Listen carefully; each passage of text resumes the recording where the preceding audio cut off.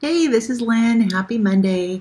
Today is Weigh-In Monday, and it is November the 6th.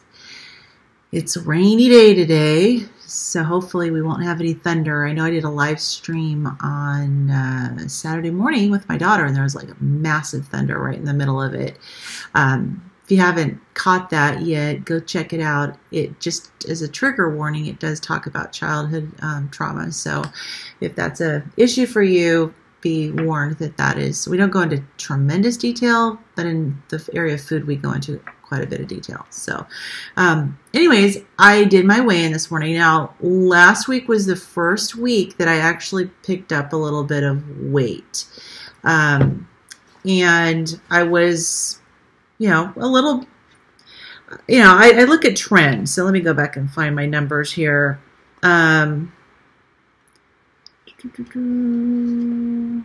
Yeah, so I gained 1.4 pounds of actual fat last week.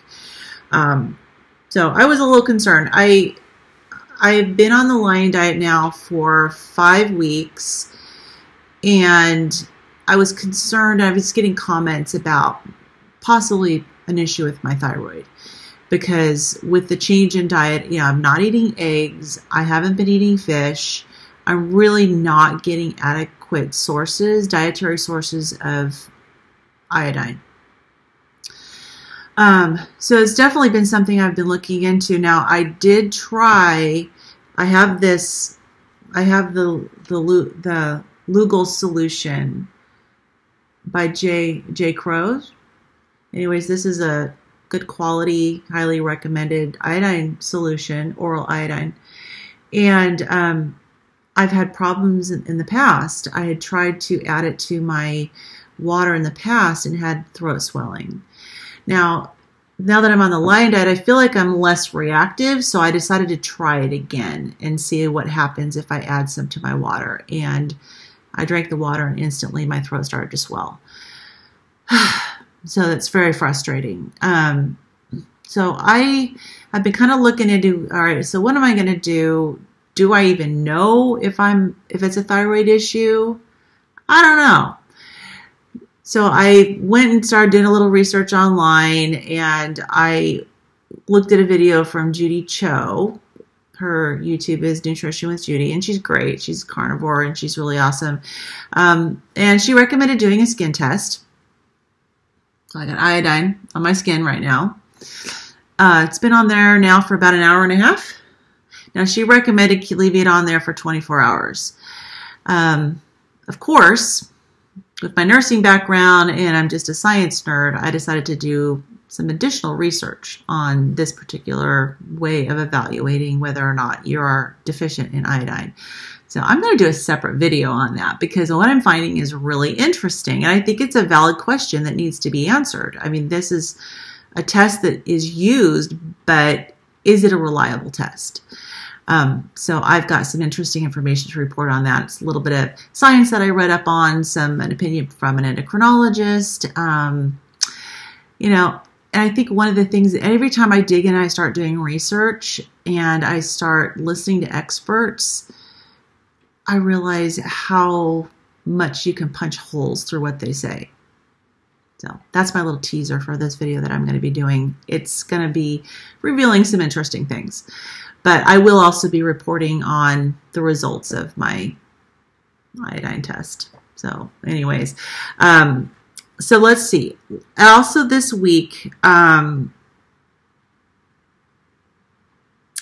noticed ever since I had the throat swelling, I feel like my throat is a little more reactive.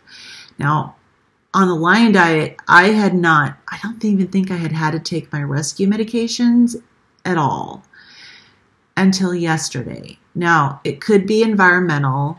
It just is, things fluctuate from season to season.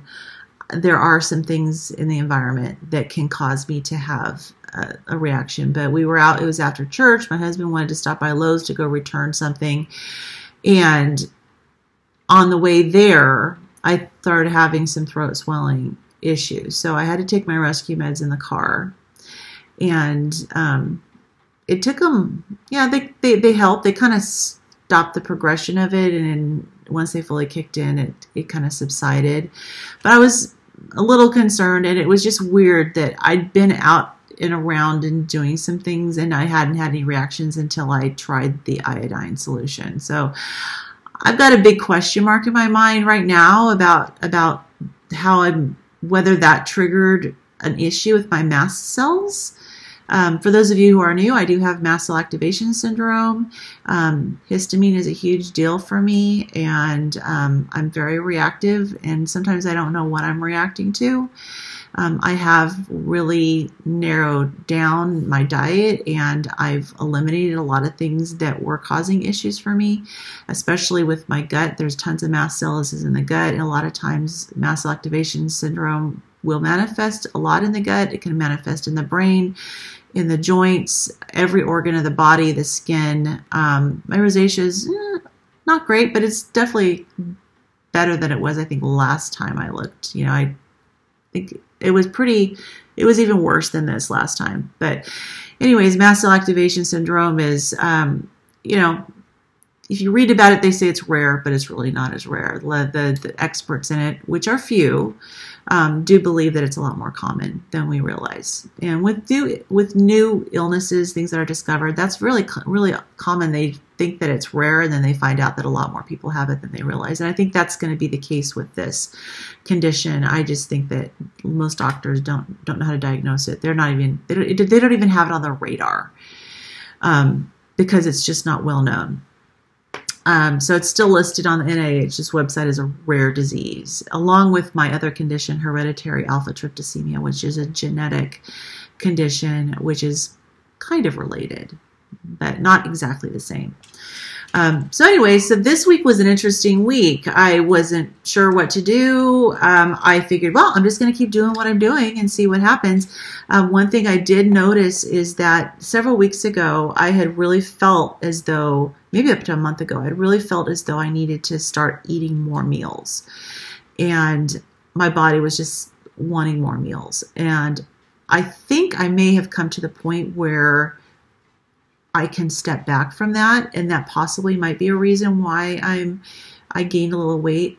But it's just one of those things that I added to the list of possibilities. I don't have any conclusions about it, but I noticed that I started again eating when I'm not really hungry, and to me that's a sign that I'm not eating for the right reasons. I may be doing a little bit of emotional eating. I'm eating all the right things. I'm still on the carnivore diet, but I'm kind of stepping back and reevaluating how often I should be eating. I also added magnesium citrate because I was a little concerned about not really having many bowel movements. So I went twice this past week. I'm still kind of listening to what people say about how often, we should be having bowel movements on the carnivore diet. There's some that say, yeah, you should and can have them every day. The people say, don't worry about it if you go 3 or 4 days without having one. To me, the answer is still kind of unclear. And there really isn't any research on this. I mean, all of us who are on the carnivore diet are kind of guinea pigs. We are just putting ourselves out there as a big lab experiment for what works and what doesn't work. So I'm still kind of digging into that as well. And I might do a whole poop video. We'll see. But anyways, trying to see if there's anything else. My energy's been good. I know one of my goals for last week was to work on sleep. Holy cow. Opposite happened. Like every night I couldn't get to sleep. And like I said, my energy's good. I haven't been sleeping during the day. So I don't know if I'm kind of turning a corner into not needing as much sleep, or if it's just, I don't know if you're like this, but my body tends to go, okay, well, you decided you want to do something, so I'm going to do the exact opposite. Sometimes I feel like my body's just out to get me. I don't know if that's the case in this situation, but man, it sure seemed like it. Like as soon as I said I have a goal of getting more sleep, I would go to bed and I just lay there and couldn't go to sleep, which is really weird for me. Which kind of goes counter to the whole maybe I have an iodine deficiency, because to my knowledge, when you're affecting your thyroid your thyroid is not getting enough iodine, you maybe you're more lethargic and you have less energy. So another big question mark. I had an interesting situation yesterday at church, and honestly, I don't know if it's the weather, and I don't know if I can get dry eyes, and that can make my vision blurry. But, we have, during the singing, we have all the words up on the screens in the front of the church on either side, and all the words looked really blurry, and that's not uncommon for me, but they looked kind of worse than usual, and kind of like they were a little bit double. And so I actually took my glasses off, and it wasn't perfect, but it was actually better without my glasses. So I thought, okay, well, this is weird. I've heard about the carnivore diet improving eyesight for people, so could it possibly be that my eyesight's getting better? Came home and tried on my old prescription. That was worse. So I don't know. I think I'm going to go to see the eye doctor and get my eyes checked. It's been, I think, probably a year and a half or so since I've gotten a new prescription for glasses. So it's probably about time for me to get my eyes checked. It would be so great if my prescription improved. That would be pretty amazing. Let's see. I got my notes here. I did add magnesium citrate powder. I'm not taking it every day, but I took it maybe 3 or 4 times over the last week. Hard to say if the one dose was enough. I did take it with chamomile tea, so that's one thing that I take that is not carnivore, but it is low, like no histamine issues with chamomile tea, and I do drink it in the evening. Of course, it doesn't help me sleep. It's supposed to be relaxing, does not help me sleep. But anyways, I'm not sure. I mean, some people need a higher dose of magnesium citrate. I mean, for a bowel prep, like when you're going to have a colonoscopy, they have you drink a whole bottle sometimes, not always, but sometimes some people that have a lot of constipation issues we would add a whole bottle of magnesium citrate the day before you do your clear liquid day and your actual prep meds. So I'm taking a fairly low dose when it comes to, applying it to the constipation arena. So I possibly might increase my dose. We'll see how that goes. Let me see if there's anything else. Oh, so it's been raining a lot. I have been walking less. I did get, I think, 3 walks in this week. I haven't quite gone out and walked in the rain yet. I don't know if I'm going to do that, but I think I might look for like something on YouTube, some exercise that I can do, or just put some music on, just move and just get my activity level up. I've also considered joining our local YMCA. They have a pool and they have water aerobics. So I got to figure out something to do for the winter time, because we do, sometimes we get snow. It rains off and on. It's just I can't get the real consistent exercise in. All right, so I may go ahead and decrease my meal frequency. I think I'm going to just listen to my body and just say, like, am I really hungry or am I not hungry? One of the things I've noticed on the carnivore diet is that, and my husband was mentioning this morning, is that the hunger signals change. I was thinking about doing a video actually on how to identify hunger, because it's not always just a growling stomach. So if you guys think that would be interesting, please let me know. And if you have any comments on my whole iodine and thyroid issue, definitely let me know. I'm trying to troubleshoot.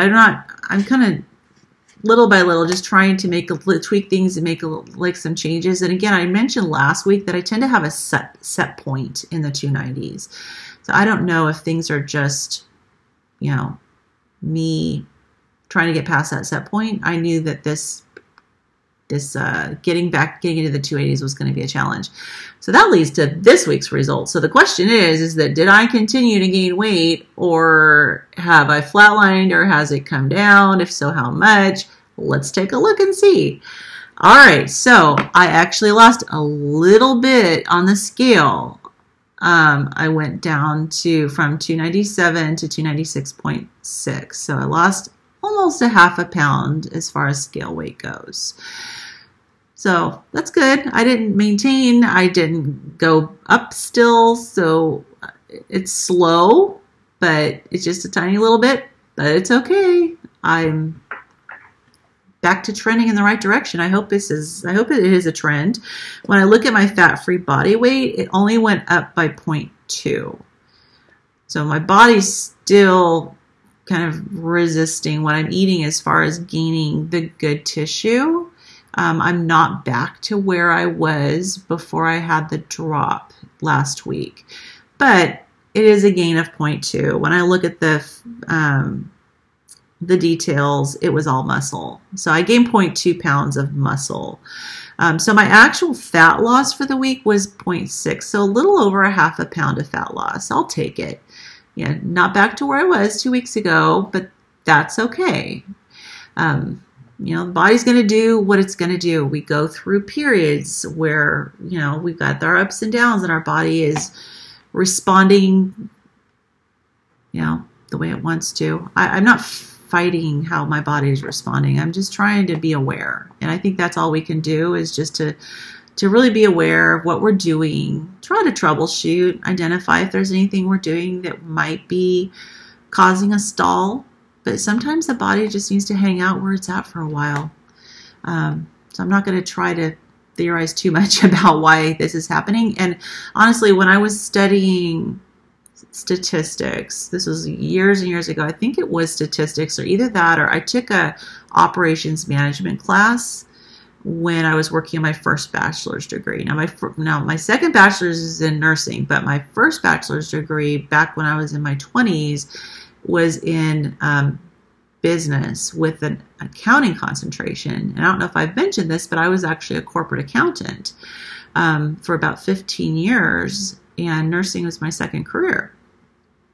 So I did take an operations management course, and it might have been that course that it would, because we're looking at trends, like for example with quality in manufacturing.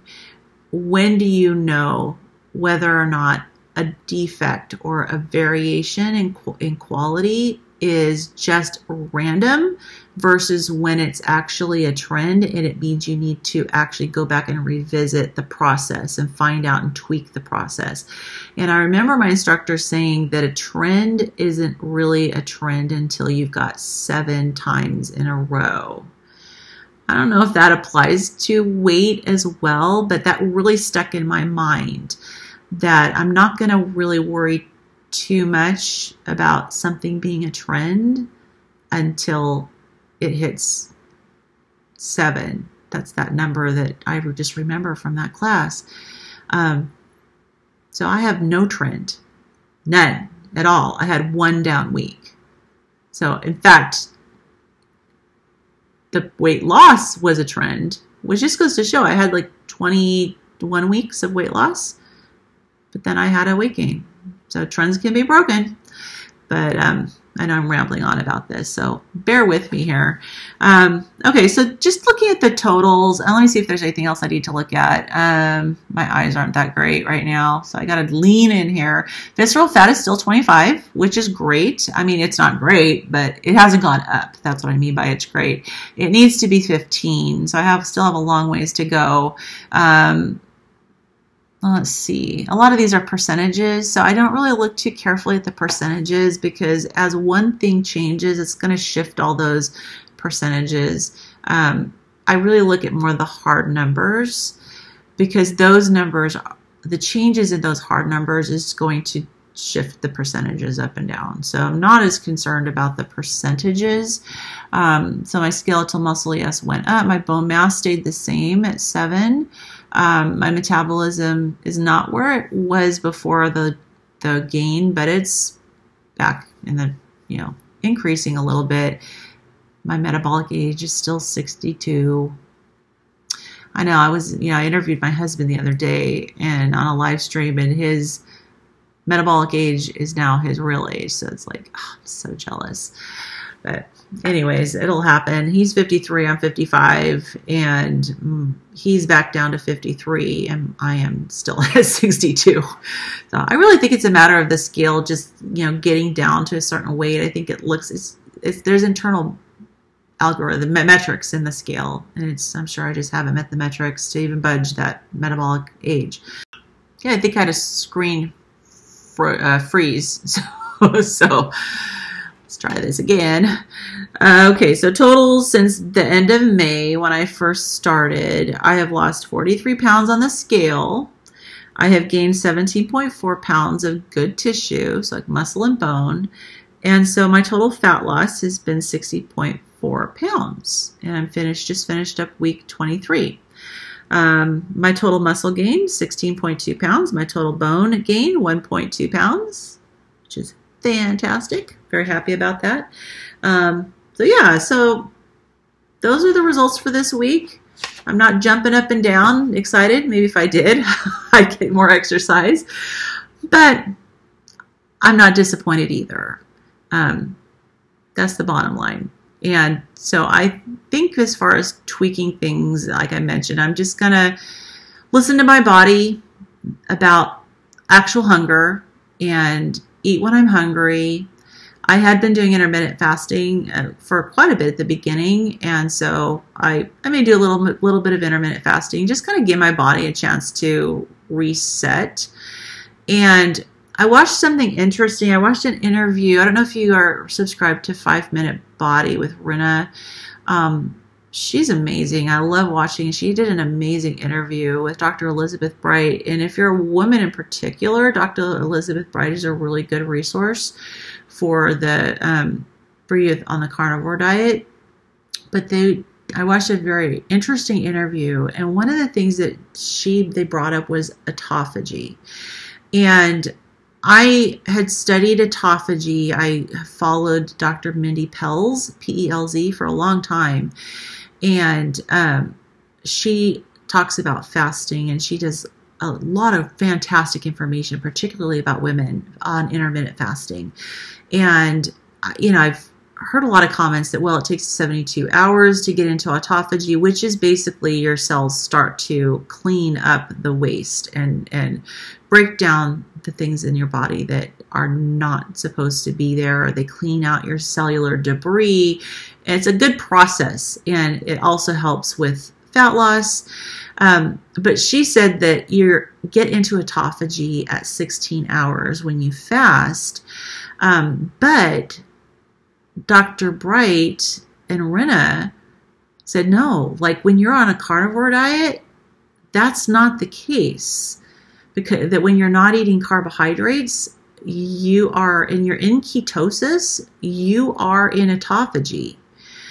So that's the first time I heard that. Probably going to go down that rabbit hole too. And now they didn't cite references. So it's just a comment that was made. But it really intrigued me as far as like, oh, okay, that's interesting, because that goes against so many things that I'm hearing. But when you're talking about autophagy, typically the people who talk about autophagy are not talking about it in context of people on a zero carb diet. So it may be that it takes longer to get into autophagy when you do eat carbs and you do the intermittent fasting, and those carbs are still affecting your body. So there may be some truth to that. We'll see. I might go down that rabbit hole. We'll see. But if that's the case, then ketosis is probably the more appropriate state to be in order to know that you're in autophagy.